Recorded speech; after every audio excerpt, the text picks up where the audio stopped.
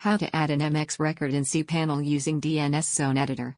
MX record specifies a mail server responsible for accepting email messages. You can add an MX record using the cPanel Zone Editor option. Log into your cPanel account. You will be on this page. Scroll down to the Domains section and click on the Zone Editor icon.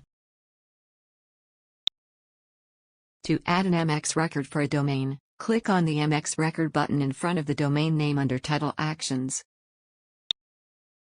MX record for mail routing should have the lowest preference number. Enter priority 0. Enter the domain name of your mail server, which you use, in the destination input box.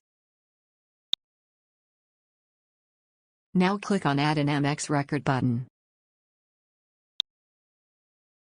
That's it, we have successfully added the MX record for domain example.com. Thank you for watching.